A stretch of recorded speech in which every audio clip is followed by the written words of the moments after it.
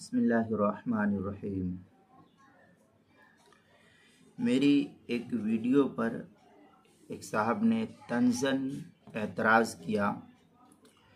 میری ویڈیو کا عنوان ہے مرد اور عورت کی نماز، سجدے میں دونوں کا فرق۔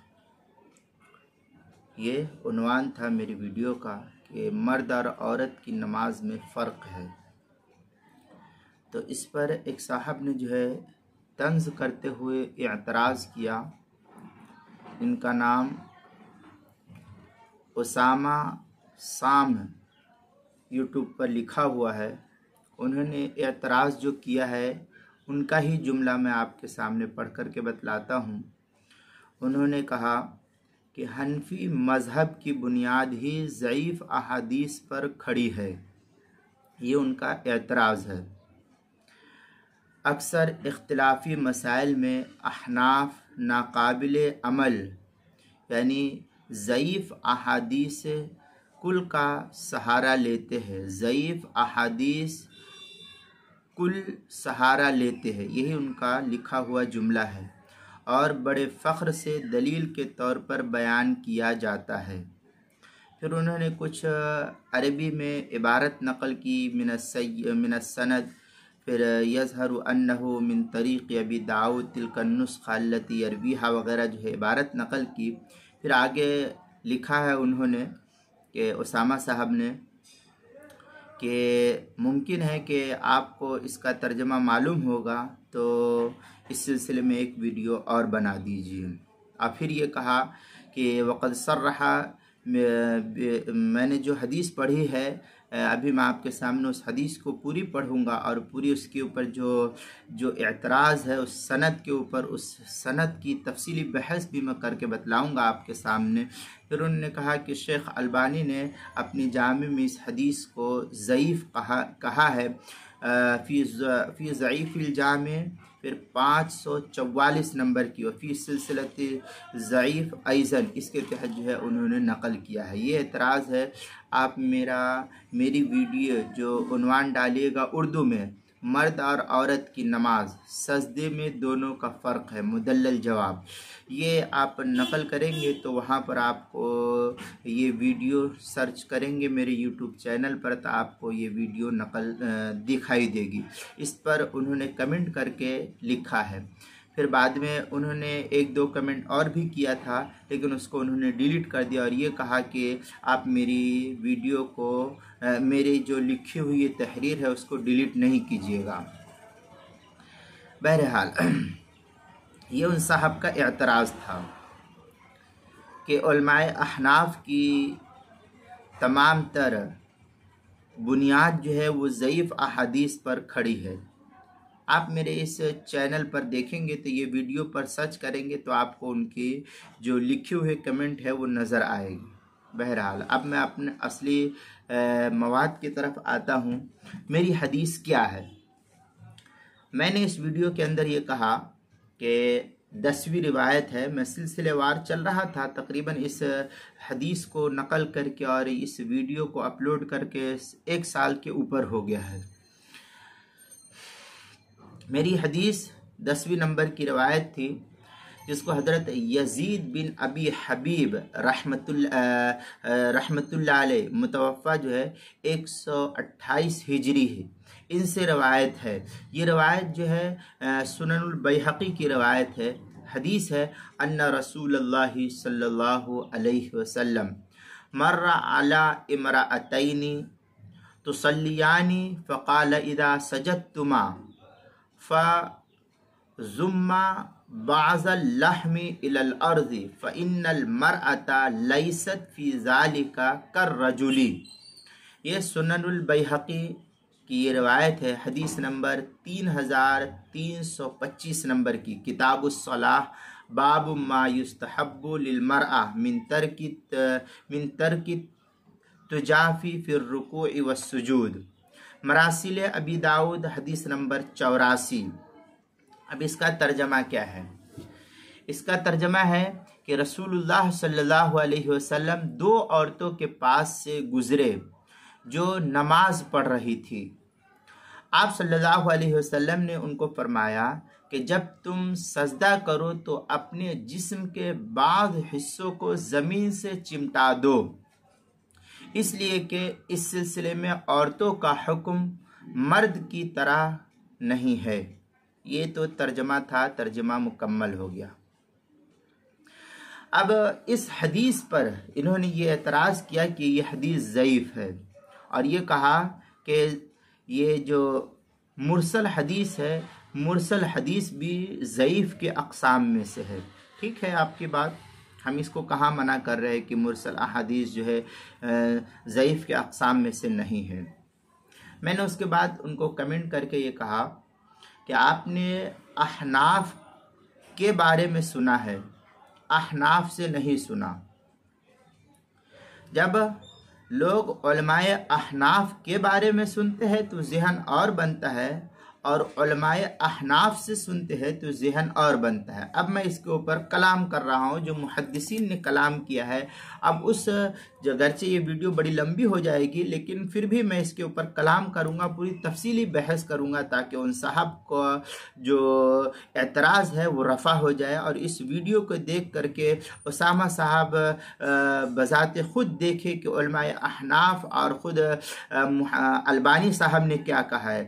آپ جو البانی صاحب کے بارے میں کہتے ہیں کہ البانی صاحب نے اس کو ضعیف کہا ہے، تو البانی صاحب نے ضعیف کہا ہے اور دیگر محدثین نے کیا کہا یہ آپ کو نظر نہیں آیا۔ میں نے ان کو پھر طنزاً یہ کہا کہ چمگادڑ کو اگر سورج کی روشنی میں نظر نہ آئے تو اس میں سورج کی ٹیکیے کا کوئی نقصان نہیں ہے، اور اس کا کوئی جو ہے اس میں کوئی کمی نہیں ہے۔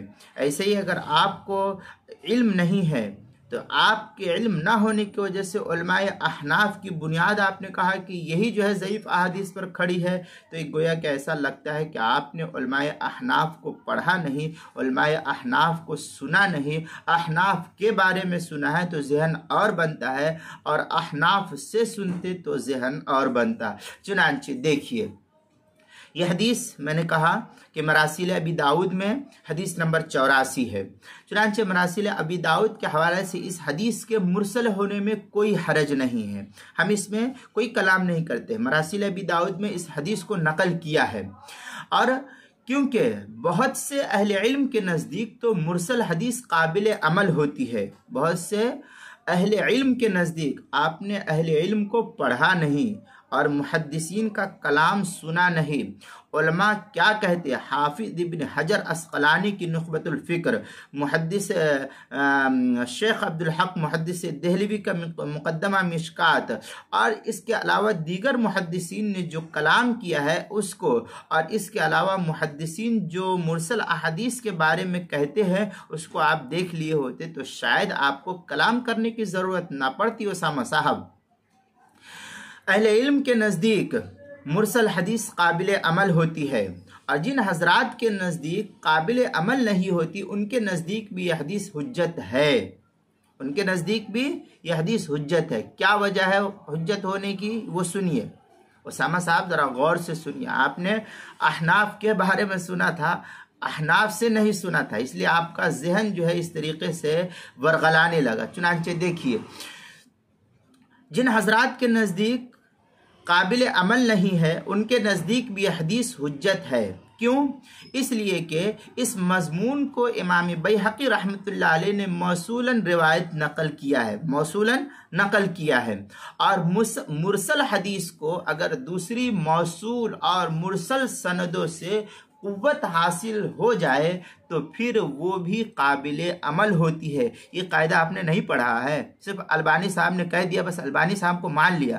ایسا لگتا ہے کہ البانی صاحب کوئی پیغمبر آئے کیا کہ وہ کہتے ہیں کہ ہاں یہ حدیث ضعیف ہے تو ضعیف ہی رہے گی، اور یہ حدیث قوی ہے تو قوی ہی رہے گی۔ البانی صاحب کو تو 100 بار کواڑا کیا ہے علماء عرب نے، اور علامہ رمضان بودی نے 4 گھنٹے کا ان کو وقت دیا تقلید کے مسئلے پر اپنے دلائل پیش کرنے کا، لیکن 4 گھنٹے میں ان سے جواب نہ بن پڑا۔ اس کے بعد جو ہے البانی صاحب حلب سے نکل کر کے چلے گئے۔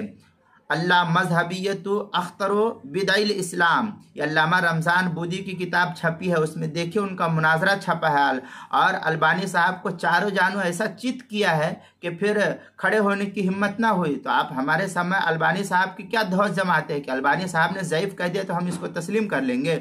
البانی صاحب کا تو 100 بار کباڑا کیا ہے لوگوں نے، علماء احناف نے تو ایسا ان کو لتاڑا ہے کہ پھر دوبارہ کھڑے ہوئے نہیں ہیں۔ اس لیے ہمارے سامنے علماء احناف کے سامنے البانی صاحب کے علم کی دھوس مت جنائیے۔ ہمارے پاس ان سے بڑے بڑے جو ہے محدثین موجود تھے، اور ہمارے پاس جو ہے ان سے بڑے بڑے اہل علم موجود ہے۔ علامہ کشمیری جیسا محدث، علامہ بنوری جیسا محدث، موجودہ دور کے شیخ الاسلام حضرت مولانا مفتی محمد تقی صاحب جیسا شیخ الاسلام اور عظیم محدث اور فقیہ، تو ان کے سامنے ان حضرات کے سامنے آپ ہم کو کیا البانی صاحب کی علم کی دھوس جماتے؟ آپ علم کی دھوس البانی صاحب کی ان کے سامنے جتلائیے گا جن کو البانی صاحب کے بارے میں کچھ عطا پتہ نہیں ہے۔ ہم تو جانتے ہیں حقیقت کے البانی صاحب کس حیثیت کے مالک تھے، ٹھیک ہے، وہ اپنی علمی حیثیت کو جتلا گئے اور علمی دنیا میں انہوں نے بہترین کام کیا، ہم ان کے اس کام کا اعتراف کرتے ہیں، لیکن جس جگہ انہوں نے جو ہے کچھ ان کے درمیان نقص ہوا ہے اس کو آپ کو کھل کر کے کہنا چاہیے۔ آپ یہ نہیں کہ جو کہہ دیا البانی صاحب نے سمعنا و اطعنا کہہ کر کے مان لیا۔ یہ البانی صاحب کے جو ہے علم کی دھوس آپ جتلائیے، ہم کو جتلانے کی ضرورت نہیں ہے، ہمارے سامنے مت جتلائیے، ہم کو پتہ ہے کہ البانی صاحب کس حیثیت کے مالک ہیں۔ تو آپ کو اگر دیکھنا ہے تو پہلے محدثین کا اصول دیکھیے، اور پھر محدثین نے کس بات پر کیسا کلام کیا اس کو بھی دیکھیے۔ آپ تمام تر راویوں کو تو دیکھ لیا کہ راوی کیسے ہے، اس حدیث کے جو راوی ہے میں اس کے اوپر بھی بحث کروں گا کہ اس حدیث کے راوی اس حدیث کے جو راوی تھے، اس حدیث کو نقل کرنے کے بعد جو راوی ہے اس کے اوپر میں کلام کروں گا، ان کو کن کن نے کیا کہا اس کے بارے میں میں کلام کروں گا۔ چنانچہ مرسل حدیث کو اگر دوسری موصول اور مرسل سندوں سے قوت حاصل ہو جائے تو پھر وہ بھی قابل عمل ہو جاتی ہے۔ اسامہ صاحب ذرا غور سے محدثین کے اصول اور ضابطے کو سمجھیے، اصول حدیث کو سمجھیے، اس کے بعد کسی پر اعتراض کیجیے گا، کسی حدیث پر اعتراض کیجیے گا۔ چند حدیث کو جان لینے کا نام علم نہیں ہے، سمجھے؟ چند حدیث کو جان لینے کا نام علم نہیں ہے، یا سعودیہ دبئی میں چند عربی الفاظ کے جان لینے کا نام یہ علم نہیں کہلاتا ہے۔ نیز غیر مرسل کی سند میں متروک ہونے کا اعتراض بھی درست نہیں۔ اس حدیث پر جو اعتراض ہے کہ یہ غیر مرسل سند میں متروک ہونے کا اعتراض ہے، تو یہ اعتراض بھی آپ کا درست نہیں ہوگا۔ شاید آپ نے اس حدیث کے پوری مکمل معلومات حاصل نہیں کی جس کی وجہ سے آپ کو اعتراض ہوا۔ اگر آپ اس حدیث کی مکمل ما لہو و ما علیہ سب کو دیکھ لیتے تو آپ کو اعتراض کی گنجائش نہیں ہوتی۔ آپ نے شاید اسماء الرجال کو دیکھا نہیں ہے۔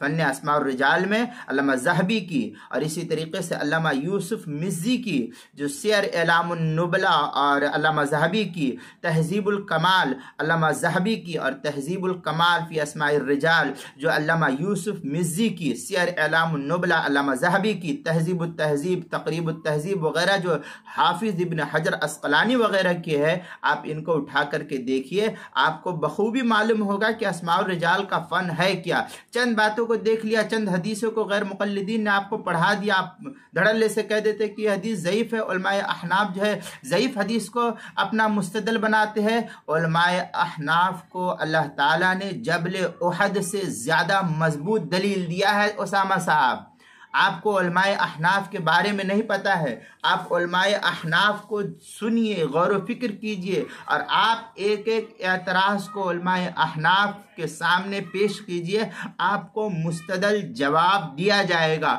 آپ علماء احناف کو میں دیگر تمام تر کتب میں نہیں جاتا، چند ایک کتاب کو علماء احناف کی حدیث کی مستند کتابیں جو ہے اعلاء السنن کو لے لیجئے۔ چلے ہم یہ آپ کہہ سکتے ہیں کہ اعلاء السنن تو دیوبندیوں کی لکھی ہوئی ہے، ٹھیک ہے، ہم نے تسلیم کیا دیوبندیوں کی لکھی ہے، ٹھیک ہے، اعلاء السنن کو الگ کر دیجئے۔ اب جو امام بخاری کے دادا استاد اور باپ استاد ملتے ہیں، مصنف ابن ابی شیبہ، یہ تو دیوبندیوں کو نہیں لکھی ہوئی ہے، یہ تو امام بخاری کے باپ اور دادا استاد کی لکھی ہوئی مصنف ابن ابی شیبہ، اور اس کے علاوہ مصنف عبد الرزاق ہے، آپ وہاں اٹھا کر کے دیکھ لیجئے۔ غیر مقلدین نے تو مصنف ابن ابی شیبہ میں بھی قطر بیونت کی ہے، اور اس میں سے بہت ساری احادیث کو چرا کر کے رکھ دیا، لیکن قربان جائیے علماء احناف نے محنت اور مشقت کر کے جو ہے ان تمام تر احادیثوں کو یکجا جمع کیا، اور شیخ عوامہ نے تحقیق کر کے تقریباً 20-22 جلدوں میں جو ہے بڑی تحقیق اور عرق ریزی کے ساتھ اس کو واضح کیا ہے، اور اس کے اندر جو ہے تمام تر احادیث کو مدلل پیش کیا ہے اور اس کو جو ہے نقل کیا ہے۔ آپ مصنف ابن ابی شیبہ کو نہیں دیکھے ہیں، اعلاء السنن کو نہیں دیکھے ہیں، اور اس کے علاوہ مصنف عبد الرزاق کو نہیں دیکھے کہ آپ نے چند حدیث کو دیکھ لیا اور سوچتے کہ ہم بہت بڑے محدث بن گئے۔ چنانچہ اب سنیے بھی اور آگے۔ امام بیہقی نے فرمایا ہوا احسن من موصولین فی ھذا الباب، یہ وہی باب کے اندر آخر میں جو ہے حوالے کو نقل کیا ہے جو سنن ابی داؤد، جو کیا نام ہے سنن بیہقی کی روایت میں نے پڑھی ہے، حدیث نمبر 3325، اسی کے تحت اس کو نقل کیا ہے۔ اب اس کے اندر جو سند پر بحث ہوتی ہے وہ یہ کہ اس حدیث کی سند میں ایک راوی ہے ابو مطیع حکم بن عبداللہ۔ اس راوی کی وجہ سے جو بعض حضرات نے اس حدیث کو ضعیف قرار دیا ہے، اس حدیث کو ضعیف قرار دیا ہے، وہ اسی راوی ابو مطیع حکم بن عبداللہ کی وجہ سے، تو آپ کا یہ اعتراض بھی درست نہیں ہے، اور اس حدیث کو اس راوی کی وجہ سے ضعیف شمار کرنا یہ بھی درست نہیں ہے۔ ابو مطیع کے بارے میں تفصیل نقل کی گئی ہے، ہم آپ کو اس کی تفصیل ابھی آگے سنائیں گے۔ لہذا یہ حدیث بلا شبہ قابل استدلال اور معتبر ہے۔ تفصیل اگر آپ کو دیکھنی ہے تو اعلاء السنن کے اندر اس کی تفصیل بڑی تفصیل سے علامہ ظفر احمد عثمانی رحمۃ اللہ علیہ نے نقل کی ہے، آپ اعلاء السنن کا مطالعہ کیجئے، اور اگر وہاں بھی نہ سمجھ میں آئے تو پھر دیکھیے مصنف ابن ابی شیبہ جو مؤسسۃ علوم القرآن شیخ عوامہ کی تحقیق کے ساتھ چھپا ہوا ہے، اس نسخے کو دیکھیے، آپ کے دماغ کا خلجان رک جائے گا اور ختم ہو جائے گا، اور آپ نے جو یہ اعتراض کیا کہ علماء احناف کی بنیاد ہی ضعیف احادیث پر کھڑی ہے، وہ سب ختم ہو جائے گی۔ اب میں اس کو سلسلے وار تفصیل سے آپ کے سامنے نقل کرتا چلا جاؤں گا۔ اس حدیث سے ہم کو کیا معلوم ہوا؟ اس حدیث سے یہ معلوم ہوتا جو میں نے ابھی آپ کے سامنے پڑھی کہ آپ صلی اللہ علیہ وسلم جو ہے 2 عورتوں کے پاس سے گزرے تو جو نماز پڑھ رہی تھی، اسی حدیث پر آپ کو اعتراض تھا۔ میں پورے اعتراض کو دفع کرتے ہوئے آپ کے سامنے چلتا ہوں، انشاءاللہ آپ کے دماغ کا انشاءاللہ خلجان نہ ختم ہو جائے، تو پھر اگر آپ حقیقی معنوں میں معترض ہے اور سمجھنے کے لیے آپ کرتے ہیں کہ اعتراض کیا ہے تو آپ کا اعتراض انشاءاللہ دفع ہو جائے گا، اور اگر آپ نے ہٹ دھرمی کی بنا پر اعتراض کیا ہے تو اس کا ہمارے پاس کوئی علاج نہیں۔ تو پھر جب اللہ کے رسول کے پاس اس کا علاج نہیں تھا، جو متکبرین تھے اور کیا نام ہے تکبر کرنے والے، نہ ماننے والا، تو پھر میں تو ان کا امتی ہوں، میں ایک ادنا سا نبی پاک صلی اللہ علیہ وسلم کا ماننے والا امتی ہوں، تو میں کیسے آپ کے تکبر کو ختم کر سکتا ہوں؟ پھر تو آپ ہی جانیے آپ کا تکبر کیسے ختم ہوگا۔ بہرحال میں اتنی تو بات آپ کے سامنے رکھوں گا کہ علماء احناف کی بنیاد ضعیف احادیث نہیں بلکہ بہترین احادیث پر ہے، جس کا اعتراف حافظ ابن حجر جیسا عظیم محدث اور عظیم جو ہے شوافع میں سے بڑے علماء ہیں، علامہ سیوطی، ان حضرات نے امام ابو حنیفہ کے مسلک کو تسلیم کیا ہے، اور انہوں نے کہا کہ نہیں، ان کی جو احادیث ہے، ان کا جو مسلک ہے وہ ضعیف احادیث پر مبنی نہیں ہے۔ بہرحال یہ جو حدیث تھی، اس حدیث سے معلوم ہوا کہ سجدے کی حالت میں عورت کو اپنے جسم کے اعضاء کو، جن میں ہاتھ بھی داخل ہے، یہ زمین سے چمٹانے اور ملانے کا حکم خود نبی پاک صلی اللہ علیہ وسلم نے دیا کہ زمین سے چمٹا دو، یہ زمین سے چمٹا دو، زمین سے چمٹانا اور ملانے کا حکم نبی پاک صلی اللہ علیہ وسلم نے دیا ہے۔ اس حدیث سے اصولی انداز میں تو ہم کو یہ بات معلوم ہوئی کہ نماز کے بعض احکام میں عورت کا حکم مرد کی طرح سے نہیں ہے، بلکہ مرد اور عورت کی نماز کے طریقے میں کچھ فرق ہے، جس کو خود حدیث کی روح سے واضح طور پر نقل کر دیا گیا ہے۔ اس فرق کی تفصیل جو میں نے بھی آپ کے سامنے کی ہے، مختلف احادیث اور روایات اور صحابہ کرام رضی اللہ عنہم اجمعین اور تابعین کے آثار اور اقوال کی روشنی میں فقہاء کرام نے بیان فرمائی ہے۔ چنانچہ مردوں کو سجدے کی حالت میں اپنے ہاتھ زمین پر بچھا کر رکھنے کی حدیث میں ممانعت آئی ہے، یہ مردوں کے لیے خاص ہے۔ چنانچہ صحیح مسلم میں روایت موجود ہے جس میں ہے وَيَنْهَا أَن يَفْتَرِشَ الرَّجُلُ ذِرَاعَيْهِ افْتِرَاشَ السَّبُعِ، یہ مسلم شریف کی روایت ہے، حدیث نمبر 1138، کتاب الصلاح، باب یجمع صفت الصلاح وما یفتح به کے تحت نقل کیا ہے۔ رسول اللہ جس کا ترجمہ ہے کہ رسول اللہ صلی اللہ علیہ وسلم نے سجدے کی حالت میں مرد کو اپنے ہاتھ زمین پر درندے کی طرح بچھانے سے منع فرمایا۔ اب دونوں حدیث میں دیکھ لیجئے کہ کس طریقے سے اللہ کے رسول خود کہہ رہے ہیں۔ اس حدیث میں ممانعت بیان کرتے ہوئے صاف طور پر الرجل یعنی مرد کی قید لگی ہوئی ہے، اب موجود ہے یہاں پر، لہذا آپ دیکھ لیجئے۔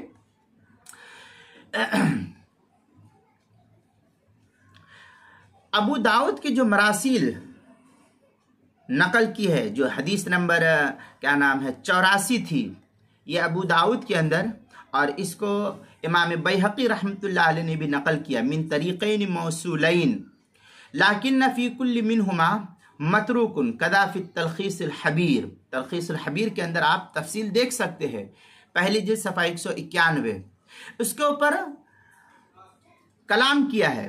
پھر علامہ ظفر احمد عثمانی رحمۃ اللہ علیہ اس حدیث کے تحت نقل کرتے ہیں قلت کلام الحافظ يدل على ان المراسيل ليس فيه احد متروك وفيه فوز الكرام للعلامہ محمد قاسم السندی قال البيهقي هو احسن من موصولين في هذا الباب۔ یہ علامہ ظفر احمد عثمانی رحمۃ اللہ علیہ نقل کیا ہے اعلاء السنن، کتاب الصلاح، باب طریق السجود، جلد نمبر 1 صفحہ نمبر 203 پر اس کو نقل کیا ہے۔ پھر اس کے آگے ایک اور اعلاء السنن ہی کے اندر بڑی تفصیل سے اور نقل کیا ہے ان یزید بن حبیب، جو اوپر حدیث نقل کیا تھا میں نے، یزید بن حبیب متوفہ 128 ہجری 128 ہجری، ان کے تعلق سے لکھتے ہیں علامہ ظفر احمد عثمانی رحمۃ اللہ علیہ کہ ان یزید بن حبیب قلت دلالته على هيئة سجود المرأة ظاہرہ قال في عون الباری فمن يرى المرسل حجہ وهو مذهب ابی حنیفہ رحمہ اللہ ومالک رحمہ اللہ في طائفہ والامام الاحمد في المشہور عنہ فحجتهم المرسل المذکور ومن لا يرى المرسل حجت کالشافعی وجمہور المحدثین۔ یہ اس طریقے سے آپ کو دکھائی نہیں دیا، خالی علماء احنافی دکھے آپ کو، اور احنافی کی بنیاد ضعیف حدیث پر ہے۔ یہاں امام مالک کا بھی نام نقل ہے، اور یہاں جو ہے امام احمد کو بھی نقل کر رہے ہیں، اور پھر جو ہے آگے کہہ رہے ہیں کہ حجتن کالشافعی، امام شافعی کو بھی کہہ رہے ہیں، امام احمد ابن حنبل کو بھی کہہ رہے ہیں۔ تو یہ کہیے نا کہ آپ کو علماء احناف اور حنفیہ سے بیر ہے، حضرت امام ابو حنیفہ سے بیر اور دشمنی اور عداوت ہے غیر مقلدین کو، اس لیے حضرت امام ابو حنیفہ کا نام دیا ہے آپ نے، اور یہ کہا کہ علماء احناف کی بنیاد جو ہے یہ ایسی حدیث پر ہے، یعنی ضعیف حدیث پر ہے۔ آپ کو حضرت امام شافعی نہیں دکھائی دیے؟ آپ آنکھ بند کر کے دیکھ رہے تھے کیا؟ حضرت امام مالک رحمۃ اللہ علیہ، حضرت امام شافعی رحمۃ اللہ علیہ، حضرت امام احمد ابن حنبل رحمۃ اللہ علیہ، ان حضرات کا نہیں دکھائی دیا کہ کیا کہہ رہے ہیں؟ ذرا غور سے سنو. آپ نے علماء احناف کو نہیں سنا تھا نا، علماء احناف کے بارے میں سنا ہے. سنیے علماء احناف کیا کہتے ہیں. وجمہور المحدثین فباعتزاد كل من الموصول والمرسل بالآخر وحصول القوة من السورة المجموعة. قال في فتح الباري وهذا مثال لما ذكره الشافعي من أن المرسل يعتزد بمرسل آخر. یہ اس طریقے پھر آگے نقل کرتے ہیں امام نووی کا قول. علامہ نووی رحمۃ اللہ علیہ نے کیا کہا؟ کہتے ہیں وقال النووی الحدیث الضعیف. یہ امام نووی کہتے ہیں کہ یہ حدیث ضعیف ہے. ہم نے تسلیم کیا، ہم نے کہا تھا کہ یہ حدیث بالکل صحیح اور اعلیٰ درجے کی ہے. یہ حدیث ضعیف ہے. اب پھر آگے لکھتے ہیں اندہ تعدد الطرق پھر ان الضعف الى الحسن ويصير مقبولا معمولا به. قال الحافظ السخاوی، سن لیجئے پوری بحث. ولا يقتضي ذلك الاحتجاج بالضعيف فإن الاحتجاج إنما هو بالهيئة المجموعة كالمرسل حيث اعتزد بمرسل آخر ولو ضعيفا كما قاله الشافعي والجمهور. تفصیل جو ہے اعلاء السنن تیسری جلد صفحہ 26 پر آپ دیکھ سکتے ہیں، اس میں وہاں نقل کیا گیا ہے. اب پھر اس کے اندر جو مزید وضاحت یہ ہے کہ نبی پاک صلی اللہ علیہ وسلم نے اس حدیث کے اندر، جو میں نے مسلم کی حدیث پڑھی تھی وَيَنْهَا أَنْ يَفْتَرِشَ الرَّجُلُ ذِرَاعَيْهِ، اس حدیث کے اندر آپ صلی اللہ علیہ وسلم نے الرجل کی جو قید لگائی ہے وہ یہ کہ نبی پاک صلی اللہ علیہ وسلم نے مرد کی قید لگا کر اس بات کو بخوبی واضح فرما دی کہ یہ ممانعت مردوں کے ساتھ خاص ہے، عورتوں کے ساتھ خاص نہیں ہے. اب اس سے بعض حضرات اس غلط فہمی، بعض حضرات کو جو غلط فہمی ہوئی ہے، اسی وجہ سے بعض حضرات کی اس غلط فہمی کو ابھی ازالہ ہو گیا، جو یہ کہتے ہیں کہ نبی پاک صلی اللہ علیہ وسلم نے سجدے کی حالت میں درندے یا کتے کی طرح اپنے ہاتھوں کو سجدے میں زمین پر بچھانے سے منع فرمایا. چنانچہ ایک حدیث میں یہ الفاظ آئے ہیں ان قتادہ ان انس ان انس رضی اللہ تعالیٰ عن رسول اللہ صلی اللہ علیہ وسلم قال لا يفترش احدکم ذراعیہ فی السجود افتراش القلب. یہ السنن الکبریٰ للنسائی جلد نمبر 1 صفحہ نمبر 232 پر ہے، اس کو نقل کیا ہے. یہ حضرات اس ممانعت میں مرد اور عورت دونوں کو شامل کرتے ہیں. جب کسی کے پاس صحیح علم نہیں ہوتا ہے تو اعتراض کے دروازے کھلتے ہیں، اور صحیح علم ہوگا تو معترض اعتراض کرنے سے پہلے ان تمام تر احادیث کے ما لہو و ما علیہ کو دیکھے گا کہ اس حدیث پر محدثین نے کیا کلام کیا ہے اور محدثین حدیث کے بارے میں کیا کہتے ہیں، پوری تفصیل کو وہ دیکھے گا. چنانچہ اس حدیث میں مرد اور عورت کو بعض حضرات نے شامل کر دیا ہے، لیکن ان حضرات کا یہ استدلال درست نہیں، کیونکہ حضرت قتادہ کی اس پیش کردہ حدیث میں عورتوں کا کوئی ذکر نہیں ہے.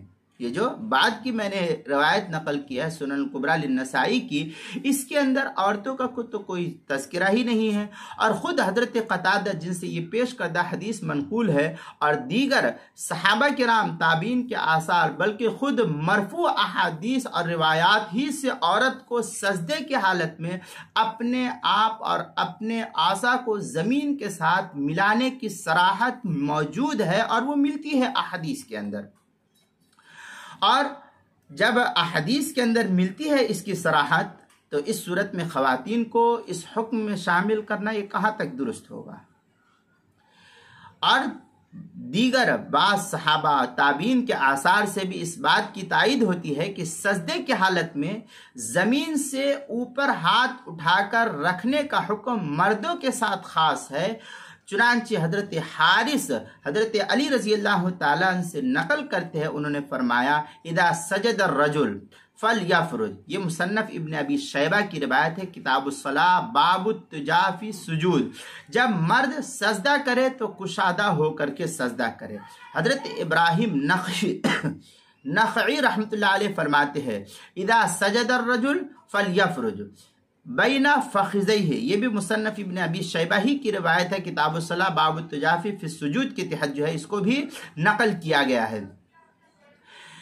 حضرت حسن بصری رحمۃ اللہ علیہ فرماتے ہیں الرجل یتجافا، یہ بھی مصنف ابن ابی شیبہ ہی کی روایت ہے، وہی مذکورہ بالا عبارت کتاب الصلاۃ باب التجا فی السجود کے تحت جو ہے اس کو نقل کیا ہے۔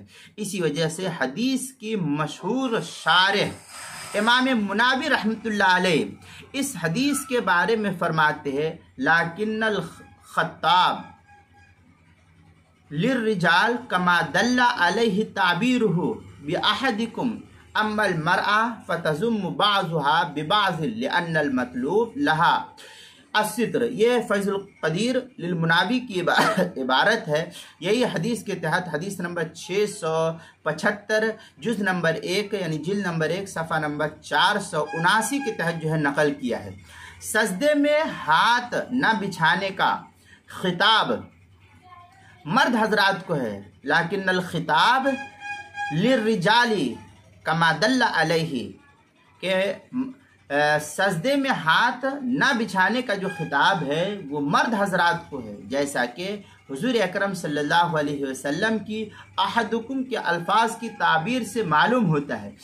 جہاں تک عورت کا معاملہ ہے تو وہ اپنے بعض حصے کو بعض سے ملا کر رکھے گی، اس لیے اس کے حق میں پردہ مطلوب ہے، یہی علامہ مناوی نے اپنی حدیث کے اندر نقل کیا ہے۔ نیز فقہاء کرام نے بھی زمین پر ہاتھ بچھانے کی ممانعت مردوں کے ساتھ خاص فرمائی ہے، چنانچہ الموسوعۃ الفقہیہ جو کویت کا چھپا ہوا نسخہ ہے اس کے اندر ہے وَكُرِهَ الْفُقَهَاءُ لِلرَّجُلِ دُونَ الْمَرْأَةِ أَن يَفْتَرِشَ ذِرَاعَيْهِ عَلَى الْأَرْضِ فِي السُّجُودِ، یہ جو ہے نقل کیا ہے الموسوعۃ الفقہیہ کی عبارت، اور رد المحتار میں ہے وَظَاهِرُهُ أَنَّ الْمُرَاد الْحَيْئَةُ الْمَسْنُونَ فِي حَقِّ الرَّجُلِ لا الامرأة، یہ رد المحتار جلد نمبر 1 سنن الوضو کے تحت جو ہے نقل کیا ہے۔ بدائع الصنائع میں سجدے کی حالت میں زمین پر ہاتھ بچھانے کی ممانعت والی حدیث نقل کر کے تحریر کیا ہے آگے وَهَذَا فِي حَقِّ الرَّجُلِ فَأَمَّا الْمَرْأَةُ فَيَنبَغِي أَن تَفْتَرِشَ ذِرَاعَيْهِ، یہ بھی جو ہے عبارت نقل کے البدائع الصنائع جلد نمبر 1 کتاب الصلاح کے تحت۔ نیز بلوغ المرام کی شرح سبل السلام میں بھی مرد حضرات کو کشادہ رہ کر سجدہ کرنے والی حدیث کے بعد مذکور ہے آگے تفصیل، لکھتے ہیں وَهَذَا فِي حَقِّ الرَّجُلِ لَا الْإِمْرَأَةِ فَإِنَّهَا تُخَالِفُ فِي ذَلِكَ، یہ سبل السلام باب صفت الصلاح کے تحت جو ہے نقل کیا ہے۔ اس سے بڑھ کر تعلیم الصلاح نامی ایک رسالہ آتا ہے جو اہل حدیث کانفرنس دہلی کی جانب سے مجلس شورا کے ارکان سے منظوری سے مطبع فاروق دہلی سے شائع ہوا، اور دفتر اہل حدیث کانفرنس دہلی بازار ملی ماران سے مفت تقسیم ہوا۔ ان میں ہے کہ سجدے میں ہاتھوں کو کتے کی طرح نہ پھیلاؤ بلکہ ہتھیلی زمین پر رکھے اور کہنی اٹھائے رکھے اور درمیان دونوں ہاتھوں کی اتنی کشادگی رہے کہ سفیدی بغلوں کی ظاہر ہو جائے، متفق علیہ، مگر عورت ایسا نہ کرے۔ سن لیجئے اسامہ صاحب، مگر عورت ایسا نہ کرے، یہ ہمارا رسالہ نہیں ہے، یہ آپ ہی کا رسالہ ہے۔ تعلیم الصلاح صفحہ نمبر 14 ماخوذ مجموعہ مقالات جلد نمبر 2 صفحہ نمبر 418 مطبوعہ ادارہ تالیفات اشرفیہ ملتان تاریخ اشاعت سفر 1423 ہجری کا ہے۔ یہ ان وجوہات کی بنا پر سجدے کی حالت میں عورتوں کو زمین پر ہاتھ بچھانے کی ممانعت کا قائل ہونا اہل السنہ والجماعہ کی طرح اصل مسلک اہل حدیث کے مطابق بھی درست نہیں، کہ آپ کے گھر کی گواہی ہو گئی۔ سن لیجئے نا، اب ہم آگے چلتے ہیں۔ اب جس حدیث پر آپ نے اعتراض کیا تھا اور ابو مطیع کے بارے میں کلام کیا تھا. میں نے شروع میں کہا تھا کہ میں اس کے بارے میں آگے کلام کروں گا. اور ابو مطیع جس کے بارے میں آپ نے یہ کہا کہ یہ حدیث ضعیف ہے، اس کا راوی ابو مطیع تھا، اس کے بارے میں سنیے. پہلے حدیث سن لیجئے اور اس کے بعد جو ہے اس کے اوپر جو اعتراض ہے اس اعتراض کو دیکھیے، پھر جو ہے اس کے اوپر میں کلام کرتا ہوں، اس کو دیکھیے اور تفصیل کے ساتھ دیکھیے. چاہے میری ویڈیو لمبی ہو رہی ہے اس سے مجھے بحث نہیں، لیکن آپ کا انشاءاللہ خلجان دور ہی ہو کر کے میں رخصت ہونے کی کوشش کروں گا. چنانچہ پہلے حدیث کو سن لیجئے. حدیث کے پاک کے اندر ہے، یہ حدیث جو ہے رواہ الاخبار اصبہان کے اندر موجود ہے، کنز العمال کے اندر موجود ہے. یہ حدیث اس کے اندر کیا ہے وہ دیکھیے. حدیث ہے حضرت عبداللہ بن عمر رضی اللہ تعالیٰ عنہما، متوفہ 84 ہجری، ان سے روایت ہے. کہتے ہیں قال رسول اللہ صلی اللہ علیہ وسلم اذا جلست المرأة في الصلاة وضعت فخذها على فخذها الأخرى فَإِذَا سَجَدَتِ سَقَّتْ بَطْنَهَا فِي فَخِذَيْهَا كَأَسْتَرِ مَا يَكُونُ لَهَا وَإِنَّ اللَّهَ تَعَالَى يَنْظُرُ إِلَيْهَا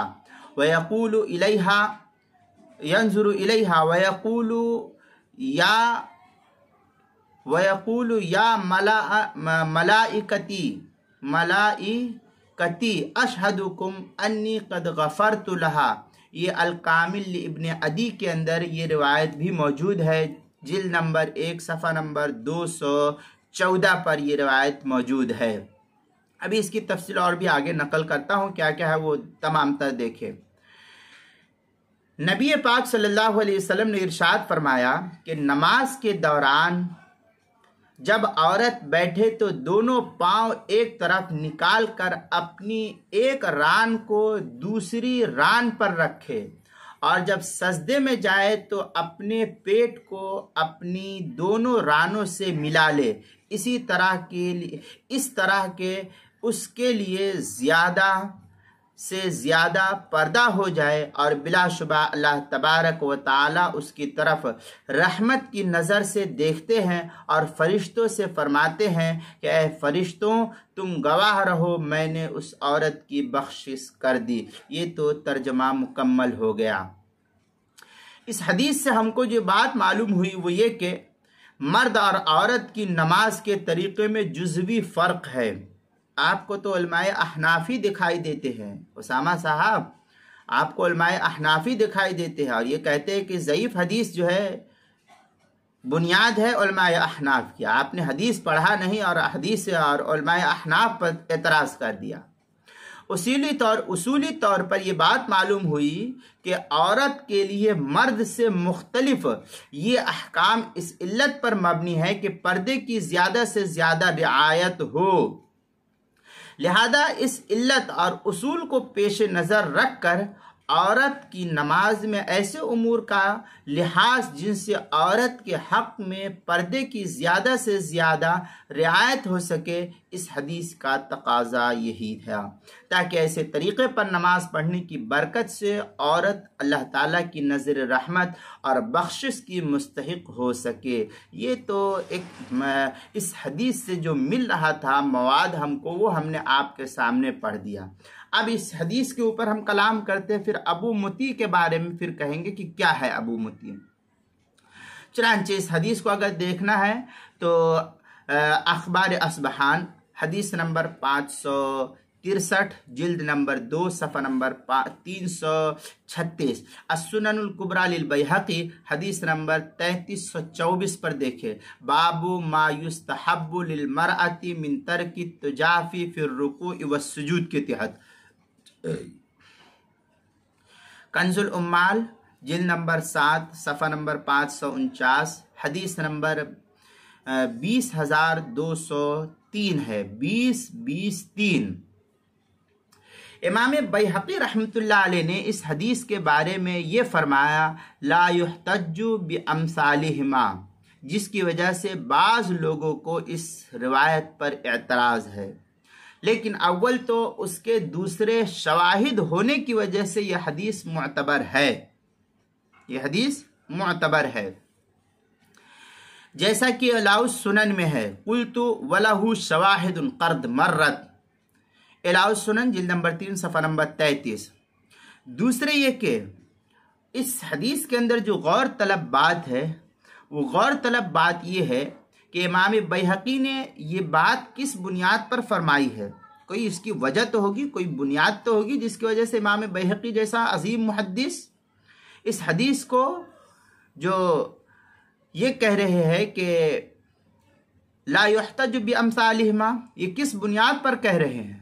کیونکہ جرح کو مفسر ہونا چاہیے، تو اس کی وجہ اس روایت کی سند میں ابو مطیع حکم بن عبداللہ راوی کا ہونا ہے۔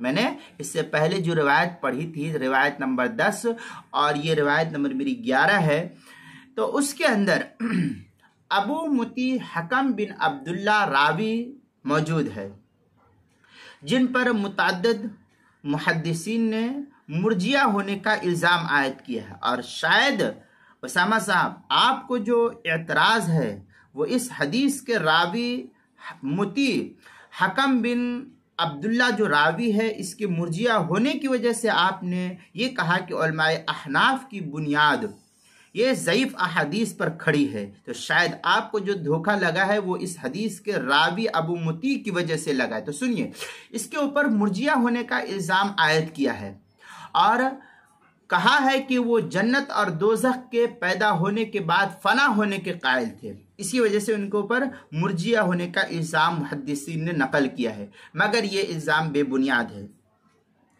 آپ اگر اسامہ صاحب اگر آپ اس راوی کے بارے میں دیکھیں گے تو ان کے اوپر جو الزام عائد کیا گیا ہے، اس الزام کو خارج کیا جا سکتا ہے۔ اگر آپ تلاش کرتے تو شاید آپ کو مل جاتا، لیکن آپ نے دیکھا نہیں ہے۔ تو سنیے، ان کے اوپر جو جنت اور جہنم کے پیدا ہونے کے بعد فنا ہونے کا یہ الزام ہے، یہ قائل تھے، یہ الزام ان کے اوپر لگایا گیا تھا، مگر یہ الزام بے بنیاد ہے، جس کی کوئی حقیقت نہیں۔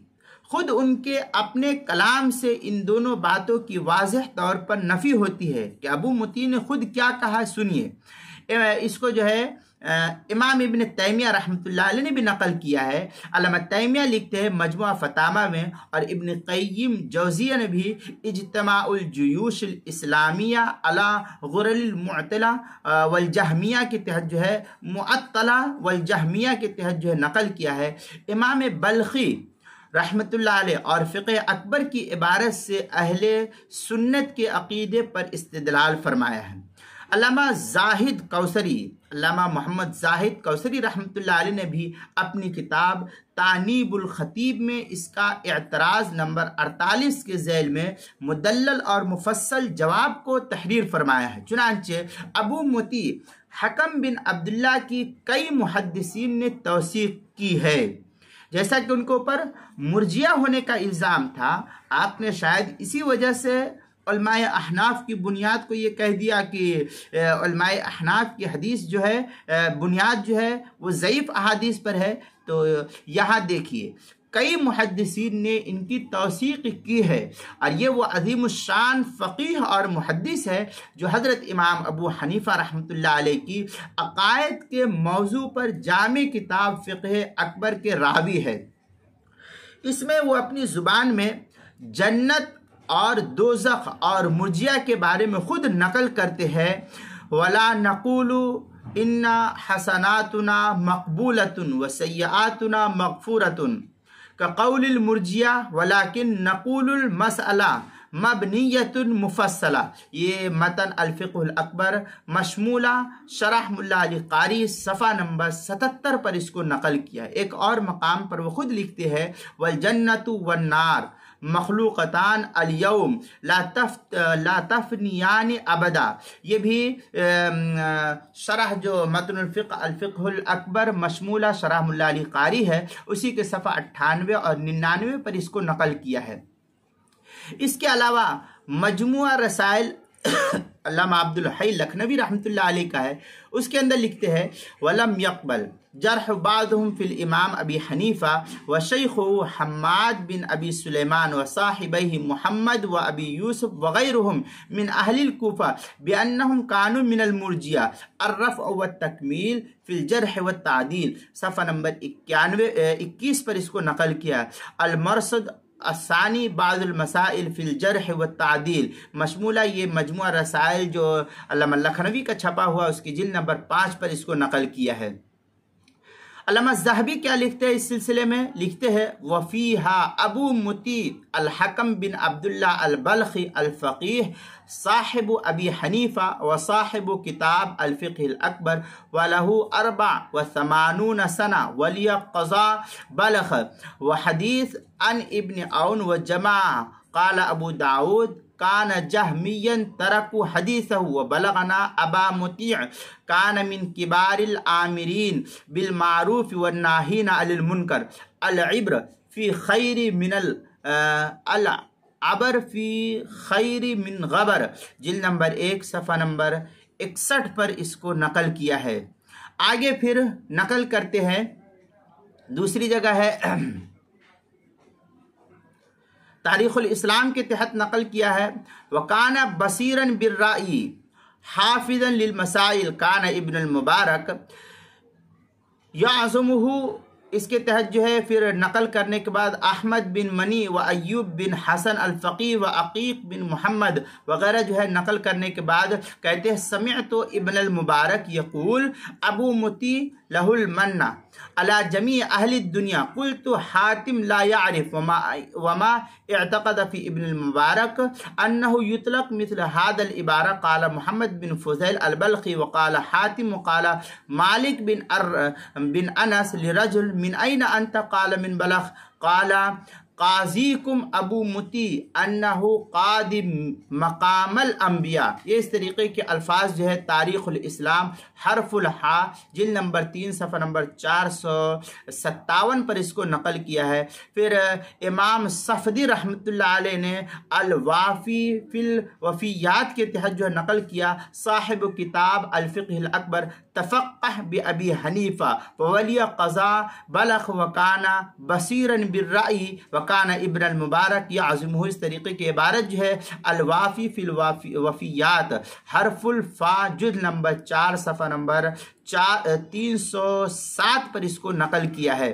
ابو یعلا الخلیلی لکھتے ہیں اس تعلق سے وَهُوَ صالح فی الحدیث وَهُوَ صالح فی الحدیث الارشاد فی معرفت علماء الحدیث لابی یعلا الخلیل الباب ابو مطیع الحکم بن عبداللہ جلد نمبر 1 صفحہ نمبر 146۔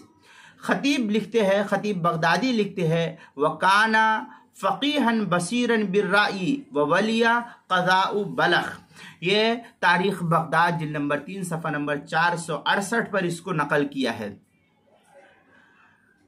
علامہ اکری لکھتے ہیں وبلغنا ان ابا مطیع کان من کبائر العامرین بالمعروف والناہین عن المنکر مروج الذہب جلد نمبر 1 صفحہ نمبر 350۔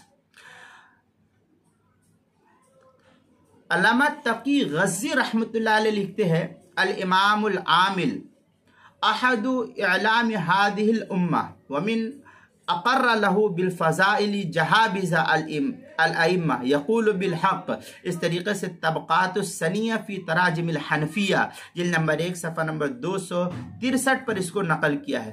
علامہ قاسم ابن قطلبغہ لکھتے ہیں تفقہ علیہ اہل بلادہ وکان ابن المبارک یجلہ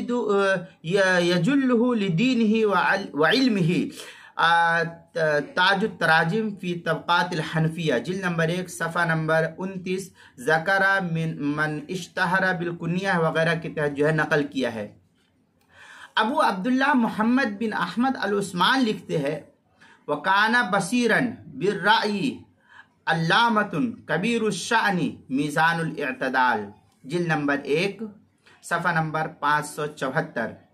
علامہ کشمیری لکھتے ہیں वल अकबर मिन तसनीफ़ अबी मुती अल-बल्खी अल-हकम बिन अब्दुल्लाह तिलमीज़ अबी हनीफ़ा व हुवा मुतकल्लम फ़ीह व इंदी अन्नहु सदूक़ुन व फ़िल मीज़ान कान इब्नुल मुबारक याज़िमुहु व युक़्तिरुहु अल-अर्फ़ुश शज़ी जिल्द नंबर 1 सफ़ा नंबर 494 हदीस नंबर 446 के तहत जो है नकल किया है।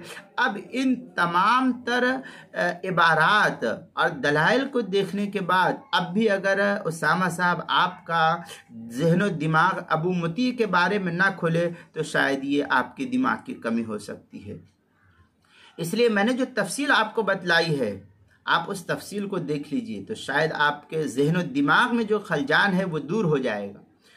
फिर ये कि मर्द और औरत की नमाज में फ़र्क के सबूत का सारा दारो मदार सिर्फ इस रिवायत ही पर नहीं जो मैंने आपके सामने पढ़ करके बतलाई थी कि आपने मेरा मैं तो मुख्तसर सी वीडियो अपने चैनल पर अपलोड करता हूँ कि लोग उसके ज़रिए से जो है फ़ायदा हासिल करें। तो यहाँ मेरा ये मकसद नहीं कि पूरी हदीस को मैं यहाँ पे पेश कर दूँ, पूरे दलाइल को पेश कर दूँ। आजकल के ज़माने में कौन इतनी लंबी वीडियो देखता है, कौन जो अपनी ज़रूरत की चीज़ मिली उसको जो है आदमी अपना लेता है। अगर मैं तमाम तर दलाइल को पेश करता रहूँ तो रोज़ाना 1 घंटे की तो वीडियो इसी तरीके से बनती रहेगी, तो कौन देखेगा, कौन इसके ऊपर अमल करेगा।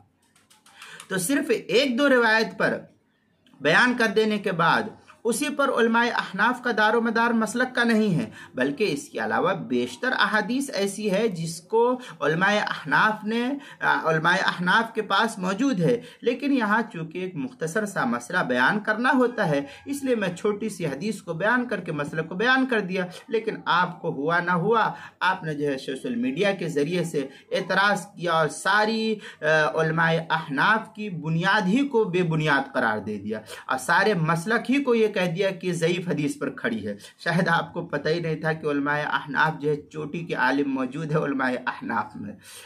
इतने बड़े बड़े आलिम हैं कि आज तक गैर मुक़ल्लिदीन जो है इनका कोई मुकाबला नहीं कर सकता है। एक इज़ाहुल अदिल्ला का तो जवाब शेखुल हिंद का आज तक दिया नहीं जो तुम्हारे गैर मुक़ल्लिदीन पर कर्ज है। इज़ाहुल अदिल्ला जो हज़रत शेख रहमतुल्लाह अलैह ने नकल किया था, तुम्हारे एतराज़ का जवाब दिया, उसका फिर एतराज़ का जवाब आज तक तुमने दिया है? तुम्हारे पुरखों तक ये एतराज़ का जवाब नहीं दे सकते हैं। हमारे अल्लाह ताला ने उलमाए देवबंद को यतीम नहीं बनाया है, मादर ज़ात इल्म से कोरे नहीं है तुम्हारे जैसे। तुम्हें तो मादर ज़ात यतीम है इल्म से। तुमको तो इल्म की हवा नहीं लगती है। चंद हदीस को पढ़ लिया, चंद बातों को देख लिया, अब बस बड़े मुहद्दिस बन गए कि हाँ हम ही जो है बड़े मुहद्दिस है। जब तक हदीस की तमाम तर मा लहू व मा अलैह को ना देख लिया जाए उससे कब्ल एतराज़ करना ये अक्ल का फतूर ही मैं समझता हूँ। खुद इमाम बैहक़ी रहमतुल्लाह अलैह भी हदीस के लिए रुकू और सजदे में आज़ा को मिलाकर रखने के मुस्तहब होने के कायल है, जिनका हवाला अभी मैं अगर दूँ तो अभी तो कुछ ये 1 घंटे की वीडियो हो गई है। अभी और अगर मैं एतराज़ का जवाब देता चला जाऊं तो शायद के ये वीडियो इतनी इस कदर तवील हो जाएगी कि लोगों का देखना ही मुश्किल हो जाएगा। इसके अलावा बहुत सारी इस चीज़ से इस सिलसिले में जो है रिवायात मौजूद है। अगर आपको इन तमाम तर रिवायात को देखना है और यकजा तौर पर देखना है तो बेशुमार हमारे उलमा ने जो है किताबें नकल की है। चुनांचे दलाइल की दुनिया में मौलाना इलियास घुम्मन, जिनसे तुम्हारे बाबा और दादा सब डरते हैं, दलाइल की दुनिया का मौलाना इलियास घुम्मन ये बेताज बादशाह है। अल्लाह ताला ने हज़रत मुतकल्लिम इस्लाम दामत बरकातहू को की उम्र में बरकत अता फरमाए और मैं हज़रत के लिए हमेशा दुआ करता हूँ कि अल्लाह ताला हज़रत की उम्र में बरकत अता फरमाए और तमाम तर शुरूर व फितन से जो हज़रत की हिफाजत फरमाए। हज़रत के चैनल जो उलमाए अहनाफ मीडिया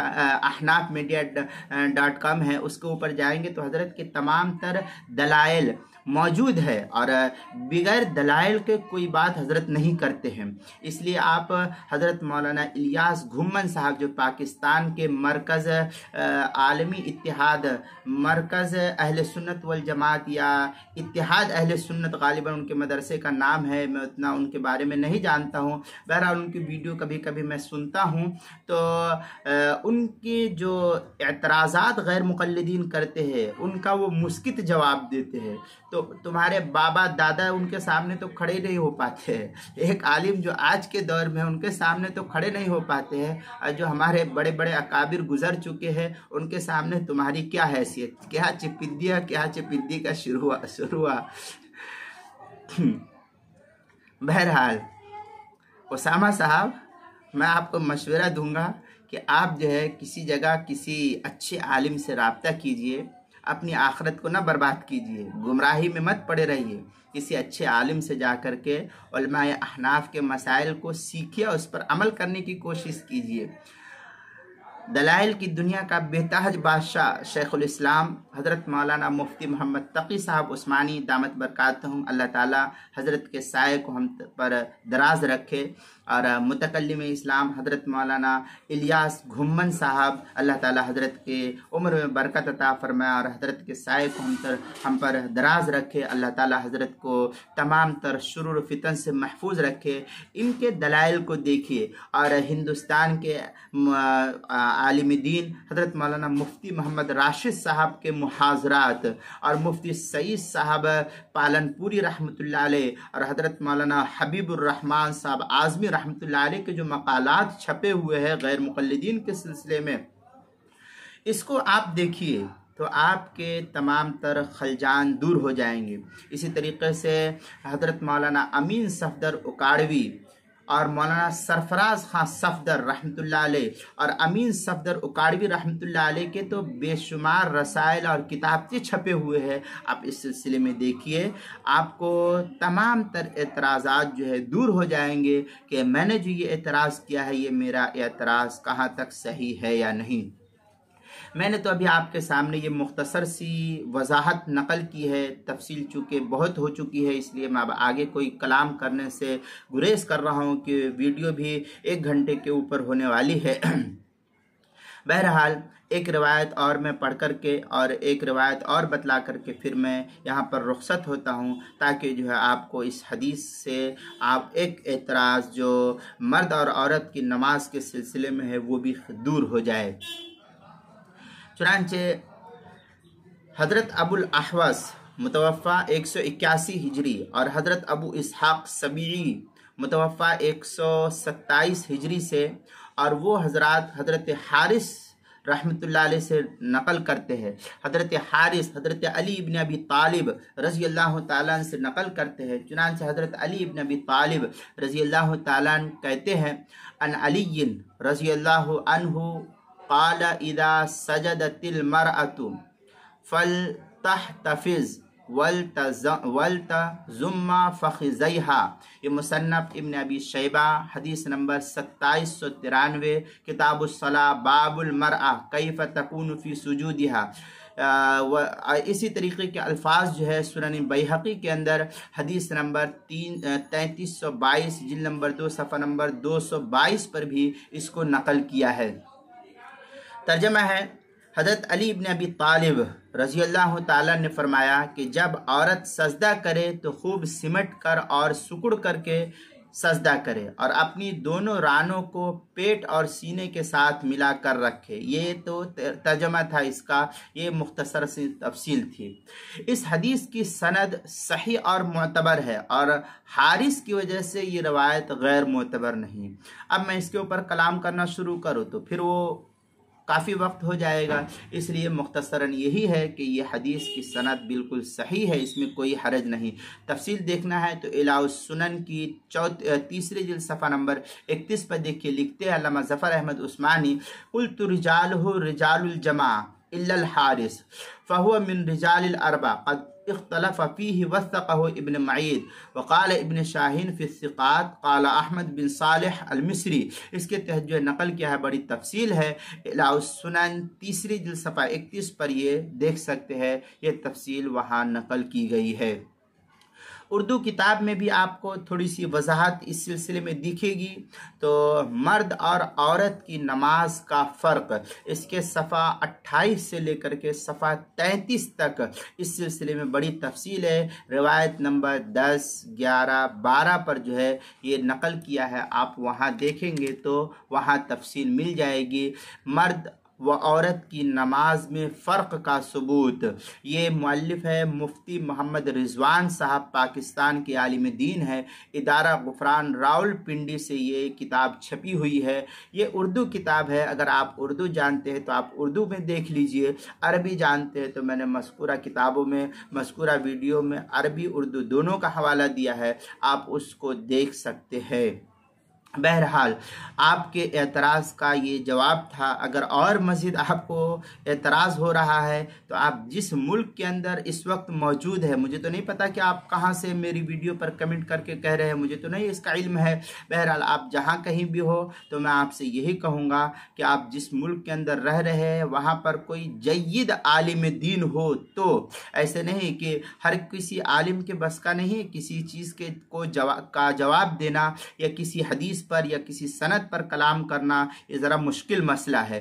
اس لیے آپ کو میں قید لگا رہا ہوں کہ جو عالم جانکار ہو، جید عالم ہو، آپ ان کے پاس جا کر کے اپنے اعتراض کو رکھیے، پھر ان کے پاس جا کر کے وہ اعتراض حل نہ ہو تو آپ کہہ سکتے ہیں کہ علماء احناف کی بنیاد جو ہے کیا نام ہے ضعیف احادیث پر کھڑی ہے۔ لیکن آپ، مجھے تو قوی امید ہے کہ آج تک کوئی غیر مقلد کسی جید عالم دین تو کیا کہ عالم کے پاس جانا ہی گوارا نہیں کرتا ہے۔ مجھے بھی ایسی ہی امید ہے کہ شاید آپ بھی نہ جائیں اور آپ بھی اسی طریقے سے آئیں بائیں شائیں ہاں کے۔ اس لیے میں آپ کے لیے اولاً ہدایت کی دعا کرتا ہوں کہ حضرت امام ابو حنیفہ رحمۃ اللہ علیہ کی مسلک کی جانب آپ نے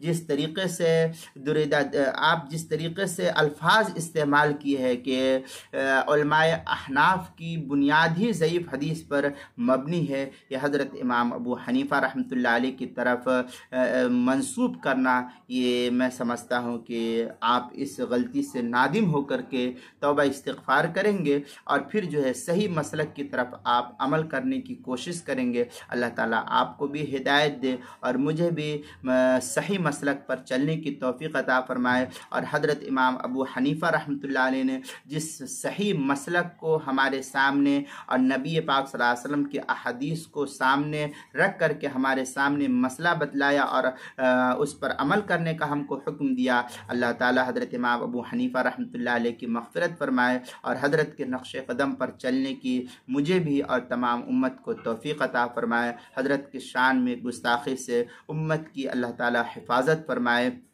میں آپ سے درخواست کرتا ہوں، آپ جس ملک میں ہیں اس ملک کے جید عالم دین سے رابطہ کیجئے اور اپنے تمام تر خلجان کو دور کرنے کی کوشش کیجئے۔ اگر آپ سعودیہ میں ہیں تو سعودیہ میں بھی بڑے بڑے عالم موجود ہیں علماء احناف کے، یا آپ جس ملک کے اندر ہے، آپ، مجھے تو نہیں پتہ ہے کہ کہاں کے ہیں، لیکن آپ جہاں کہیں بھی رہے، میں آپ کو یہی کہوں گا کہ آپ بہترین عالم دین جو ہے ان سے رابطہ کیجئے تاکہ جو ہے آپ کا خلجان دور ہو سکے۔